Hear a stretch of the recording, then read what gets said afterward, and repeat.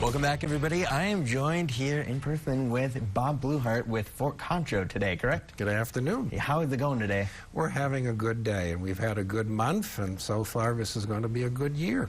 Are you saying that because it's April Fool's and you're trying to fool me? Oh, no. We're just delighted that visitors are coming back, thanks to the restrictions being lifted somewhat on COVID. We are seeing programs and events returning, which we'll be talking about. Okay. And it's just a beautiful day out there, and it's not 100 degrees, and there are no storms or tornadoes, and the grass is green, so what more could you ask for? Exactly. I'm right there with you. So tell me about some of these programs that you guys do have coming up in the future. April is one of our best months. So first we have Speaker Series. That's on the Wednesdays of April, so that will start next Wednesday, the 7th, and we'll have programs on the 7th, 14th, 21, and 28. Hike! All from 12 to 1 p.m. New location, be in the Stables Hall on Flipper Street.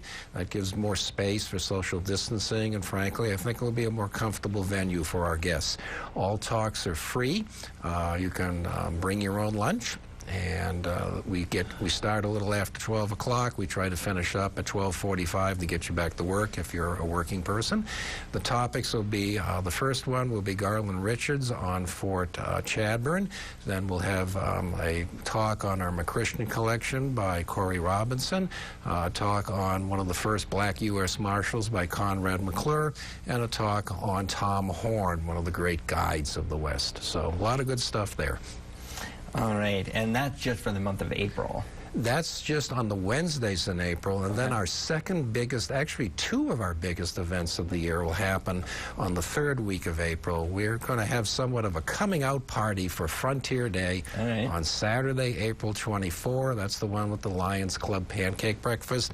All the fun stuff going on the parade ground, old-time baseball. We're going to have the regional cavalry competition taking place for several days preceding that, with the big finals being on the 24th. So if you like colorful living history activity or tasty pancakes, Saturday, April 24, you need to be by the fort between 7:30 in the morning and 11 a.m. or when the pancake batter runs out. All right, so I'm going to throw a curveball in your direction, Sure. all right?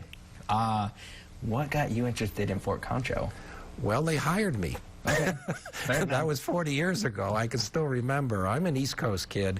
I came here for the job, delighted I did, and never looked back. And it's just been a great career, and it's a great place, and we are blessed with tremendous staff, wonderful volunteers, supportive board, great city council. It's just a great place to be, and it's a lot of fun.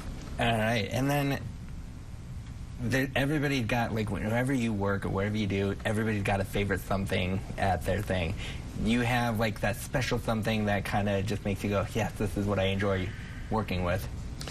I have to say that I've had many great events and projects at the fort, but the one that, despite the work and the stress, I think the Christmas event on Saturday around 2 o'clock, when we're just awash with people and vendors and sales and cannons going off and horses riding by, and it just makes you feel that's really what it's all about.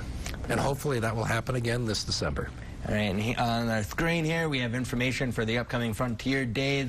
As Bob said, it's Saturday, April 24th from 7:30 a.m., 12 p.m. Make sure to get those pancakes. Tasty way to start the day. Yes, sir. Well, Bob, thank you so much for joining us. Thanks for having me. Having you here. Good to be back. All right, coming up after the break, we'll have details on the full weather forecast. You're watching News at Noon.